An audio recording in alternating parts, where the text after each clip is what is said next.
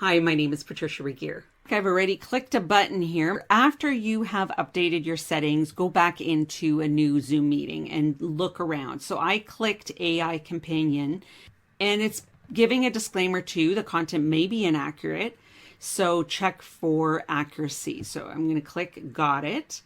AI Companion is on. It does not use any audio, video, or chat, or screen sharing, or attachments, or poll results and whiteboard and reactions. That's good to know. And always check for accuracy. Now I've just clicked AI Companion and on at the right, and I will connect the recent video that talks about all the settings and updating those. And just share what is this and what are the implications. So AI Companion, it is here at the bottom. You can turn it on and off. You can have it already ticked off in your settings so that it's even an option for you.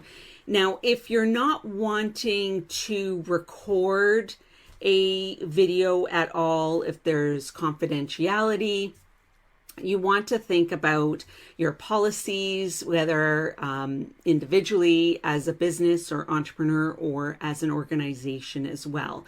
But what the AI Companion can do is help with a summary.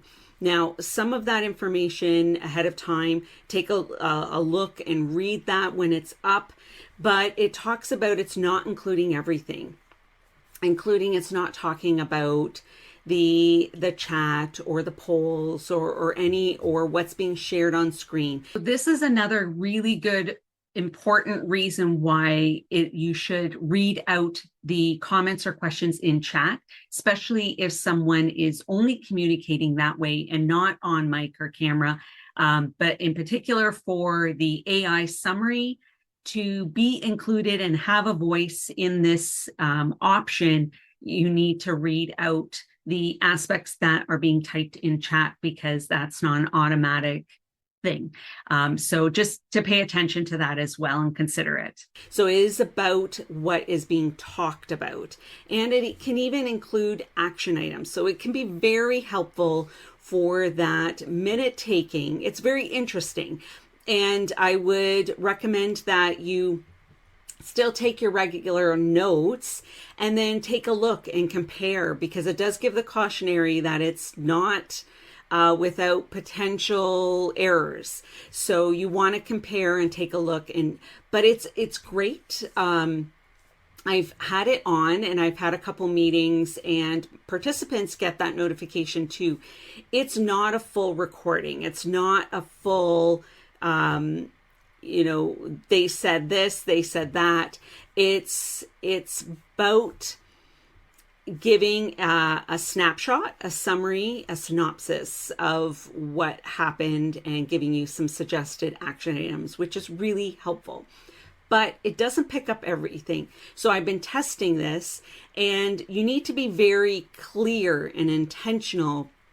Clear with your speech, intentional. You may even say an action item that we need to do next is, so that summary maybe can pick that up a little bit easier, and be intentional about that as well. So when you've got the AI Companion on, what is really amazing, when I clicked it here at the bottom, navigation, and anybody can then click that during the meeting. So especially if they've come in late, what they can do is say, catch me up, which this is so exciting. So it's working on that right now.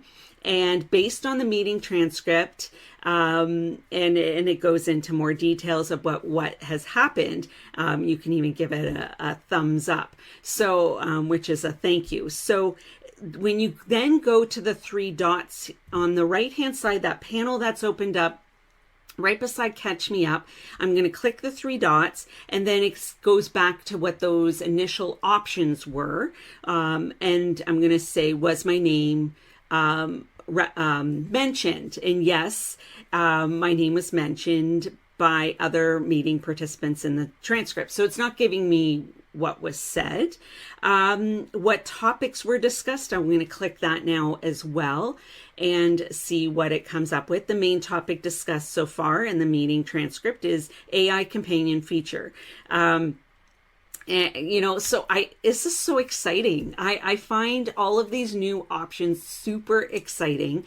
But you definitely want to consider, how does it fit for you? How would your participants feel? Maybe explaining that, yes, it is going to mention names, like it mentioned mine.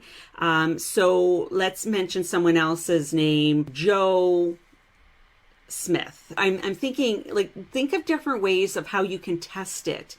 And in a safe group, test the potential pros and cons of something, and then how you're going to put it into practice as well. So I am going to then click, and an action item for Joe is to compare the summary. Is it accurate? So I'm saying all of this. Now, I'm not right now looking at the transcript because when you have something open, all the navigation options at the bottom become smaller. So I'm clicking the 3 dots with more, and I'm taking a look for captions and view full transcript, which I'm just clicking save. And I'm taking a look. So it's only picking up from where I clicked it. It's not giving me previous things. And it's telling me at the top here, closed captioning transcript are being generated. Okay. So I will also link those videos that I talk about closed captioning. So if you weren't recording for confidentiality, then you might not want to have all of these things activated, but for accessibility, you do. So I'm going to close full transcript, and I want to turn off the, for myself, the closed captioning. I'm just hiding them because I want others to have options to access them. Now, definitely for accessibility and being inclusive in your meetings, you want to have some of these things activated, but you want to discuss all of the, as I said already, the pros and cons for all of it, just so that you can be clear, maybe with a notification that everything discussed here is confidential, if that's that kind of training or meeting. And that you have AI, for example, activated for that summary, assist and support, which could be an accessibility option too for somebody to help them take minutes as well. So I'm going to click here too. What are the action items? And let's see what it comes up with, because I've talked about an action item for Joe that they are going to have, okay, so it, I did specifically say what Joe was going to do, what they were going to do. I'm sorry, but the meeting transcript does not provide any specific action items mentioned after the meeting. So it's not picking up everything necessarily, but every new thing is growing and learning. Now, Zoom specifically says it's not pulling from our content to learn, but it's probably, I'll do a thumbs down for that.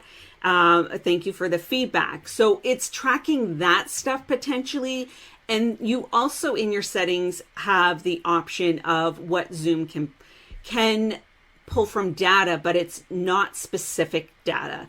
It's not identifying information. It's so that they can get better with this kind of thing that could be a real asset and help to many. So, I'm going to say again, Carrie, they are going to be double checking also the summary of the AI compared to notes and what was beneficial. So what I want to show you is after the meeting, what happens as well. So let's just try one more time. And maybe it needed a couple minutes. Also it's not for maybe a 5-minute meeting, but it did already pull something. So it's not catching the action items. What I want you to do is compare the meeting minutes after the meeting. I want you this action item. I want you to do this. And what this is comparing the summary. So I'm trying to give it enough, but to test it. You want to try, and then again, may not have had enough chance to really pull. So, but the summary is really what I've found is very interesting. So what I'm going to do is I'm going to end the meeting, and let's take a look at the summary and where you're going to get that. So end the meeting. So if you're doing a recording, you definitely want to let the recording finish processing if it's going to the cloud or if it's going onto your computer, and that applies for everything. AI Companion is over on the left, but on the right hand side is the bar to bring it down further if I was scrolling, but I'm seeing here on the left AI Companion. And then I am going to today's Zoom meeting. And here is where I am seeing, that's where you would go back to other summaries. And so I'm going to check on that as well. So a quick recap, it's giving me a little summary. Yeah, look, she advised users. Now, what would be interesting to test as well, I have my pronouns in Zoom as she, her. I'm wondering for someone with the pronouns they, them, if it would also pick that up accurately. So test that as well. I mean, it might not, you can correct those things, but those are things that you don't want to take for granted that it is accurate, and correct that as well. And the summary here, so we've got a quick recap and a summary. In a longer meeting, this might be longer. Next steps. Carrie, now the spelling wasn't what I was thinking in my head when I said the name Carrie. I was thinking Kerry. So that's one thing that would need to be corrected as well. And this, so I can share this, I can edit it, which is great. So, and I would,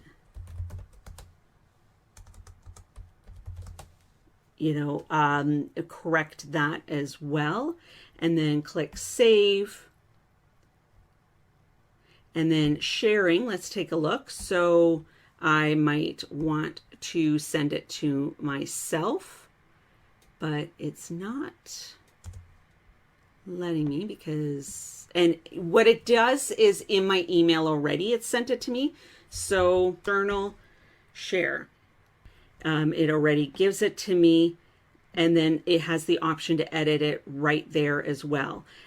What you are seeing here is download pictures.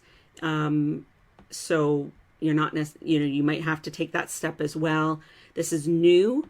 And it also supports additional languages, which is very exciting.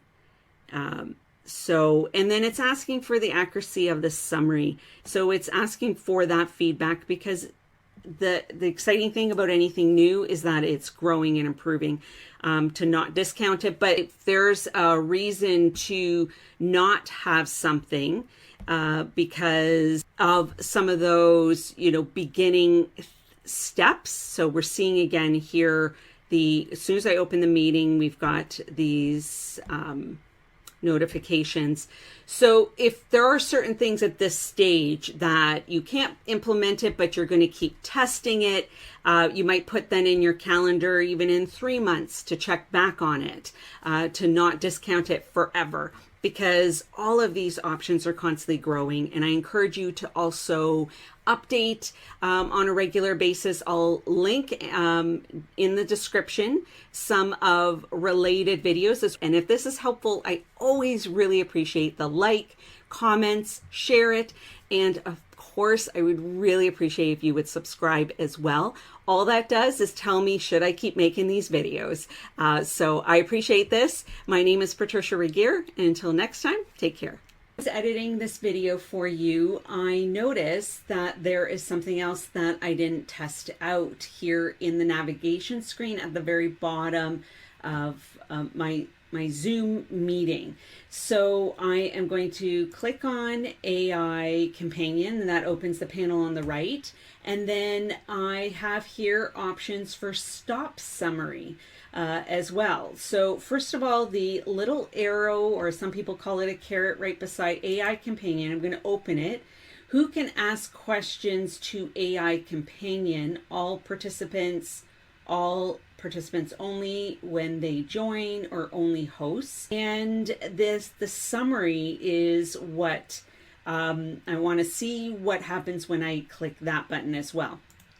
So first of all, catch me up. I'll just see what it comes up with this short already meeting, and then I'm going to click stop summary, and let's see, meeting summary is off. So there might be a point where you're talking about something a little bit more delicate that you want to turn it off, and you can just tell your group, oh, it's turned off, and then you can start it back up again, and meeting summary is on. So it does have that option as well. I just want to point that out because I just noticed that, and I would love to hear your comments. What are you interested in for future videos as well? Thanks for checking this out.